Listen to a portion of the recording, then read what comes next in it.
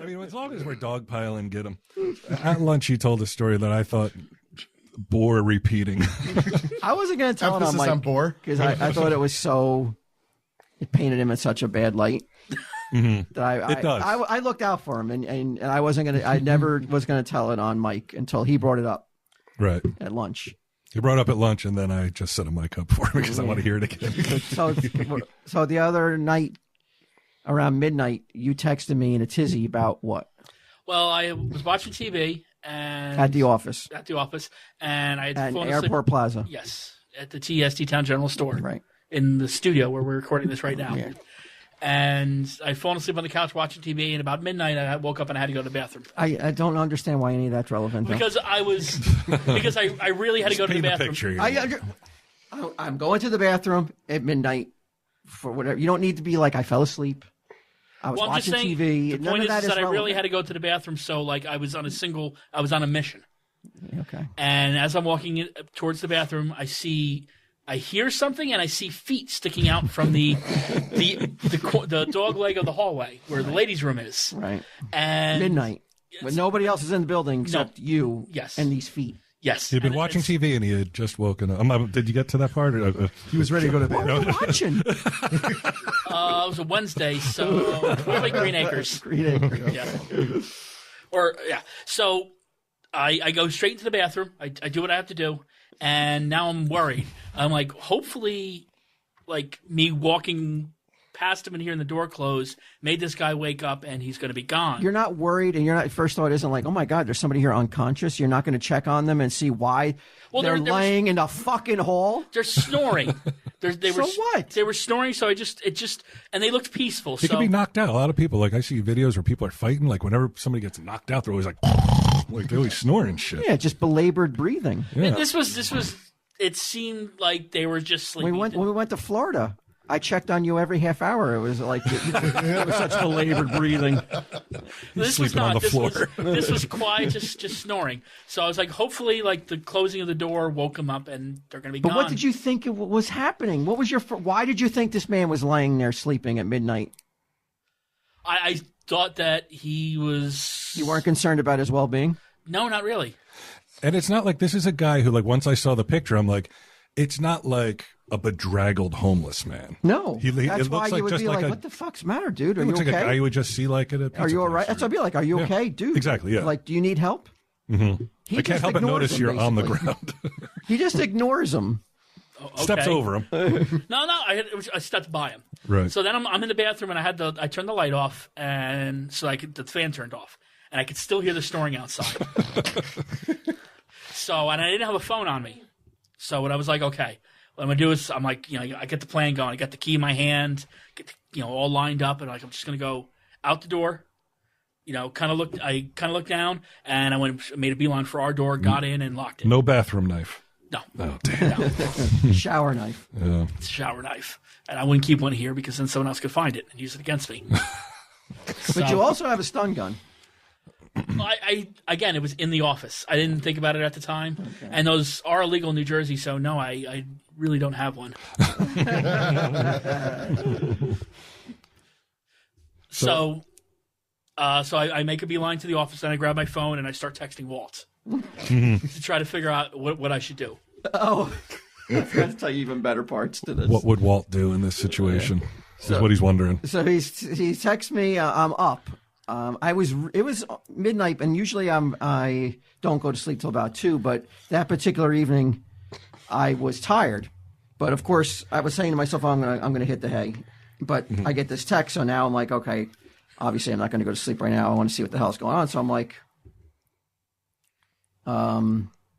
I go, is this man conscious? He seems to wake up when I left the men's room, and I just kept on walking and locked the store door. I go, he was on the floor, yes, asleep on the floor and snoring as I went into the bathroom. I go, if he's still out there, call the cops and just say, hey, I'm not sure what's the matter with this guy. He may be injured. He may not be. I'm not sure what's going on, but he doesn't belong in this building at midnight. And he goes, and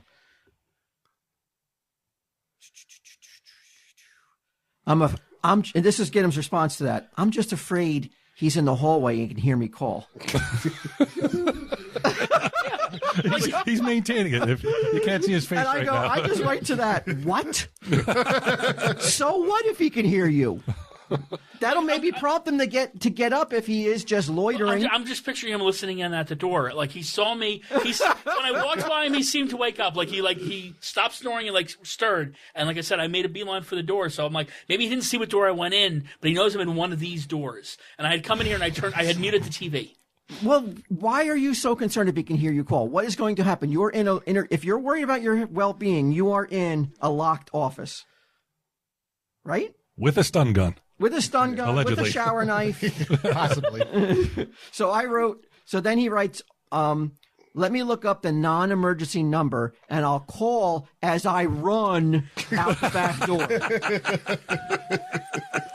Verbatim. Yeah, Check it out. I got it. It Yeah. says Well, he exactly- has it called up on his phone, Okay. too. Both of you guys have the phone. I go, and what's my response, Frank? Well, let me see. What's it say? As I call right out the door, what are you running for? Stay in the office. The call's coming from in the house. I say, just say you think he might be passed out or needs medical assistance. And then he writes, I called, waiting for PD to respond. Don't mention the stun gun. Be cool about it. And then he goes, I don't want him knowing that I called. And I go, who gives a fuck? I do. Why? He doesn't know who you are. But I'm here late at night almost all the time. You think he'd finger you as the rat and come back? Yeah, because there's only like 2 cars out in the parking lot at this point in time. Mm-hmm. So it's me and then the lady who runs the trendy tot, that bright yellow Jeep. Why is she here at midnight? Walt says not to ask that question. What? Because Why is the trendy tot lady here at midnight? She probably works another job, and her store is her, like, quote unquote, maybe, I don't think it's her main source of income. Oh, gotcha. So she only has, like, when she's done with her job, or maybe she has a family. I think that's how she. That's the time that she comes over. Gets her store in order for whoever's working the next day. Gotcha. Yeah, way more appropriate probably than reasons than he has to be here watching fucking Forged in Fire. There's an indoor toilet. Yeah. and Fortune Fire. Okay, so then he sends me a photo that they actually arrested the guy. Yeah. They put him in handcuffs, which I thought I was surprised. I thought they would just shoo him away. Maybe he had a warrant. Who knows? Whatever. Or Right. maybe he was belligerent when he woke up. Who knows? But so he goes, okay. I'll be back. I'll take care of you. Git'em writes to me, okay, leaving now. And I didn't respond back because I'm like, at this point, I'm like, they took him out. I'm going to bed. Right. And then the next morning, I see in my text, he goes, I'm back at Debbie's. You could stop worrying. like all sarcastic and mad. I'm still running. There, don't look for it because it's there. No. It was at 153. Yeah, I was out cold. Again, normally Walt is not out cold by 153. But the way you wrote it was so snarky, you could stop worrying. I'm home now because he hadn't gotten a response to me for a few texts. Nobody cares. So I then, could have been raped. the next day, the next time I see him or the next day, he's still snarky about it. He goes, you didn't even text me the next day to see if I was okay. And it's like, well, why would I not think you're okay? And his analogy as to why I should be concerned was, well, what if it was your daughter that was here at midnight? You don't feel the same way about me? You feel about Worried her? about her? And I was like, what, my 90-pound, 19-year-old daughter? I have to worry on the same level as the 250-pound male with a stun gun? I have to worry on the same. I should be giving the same In a locked worry office. to them. You act like I carry this thing around. Right, but like I wouldn't. No, I would not worry on the same level for And I don't your even know- safety. And I don't even know if the thing works. I know it makes a noise. It does work. I know it makes a noise. But I have not tried it out on anything or anyone Well, yet. that was your first opportunity. Yeah, You know, yeah. you could have got it. Should have just zapped him. Yeah, but that was. Yeah, he was in a tizzy. That's astounding that, like, okay, let's say it's me. I'm putting myself in Git'em shoes. Right. I'm not calling you. I'm not bothering you with it. It just would never occur to This me. happened to me earlier. Oh, yeah, that's right. And I didn't call Git'em. I was just like, okay, there's somebody here. Pretty sure I you said, texted me about it. the next day or that night, I was like, hey, man, we may have a problem here because this is the second guy I've found in here sleeping. and I didn't. I think I really texted I didn't him address because Git'em and get his. What should I do? I mostly texted him, I think, because of that he had experienced this before. Yeah. And he had the most experience of what to do. What would you have done if you couldn't get a hold of him?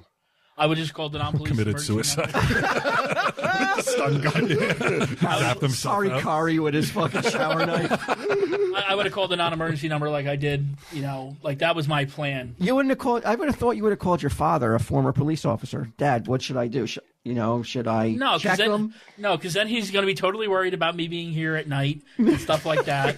Because Everybody's worried about Like a real father should.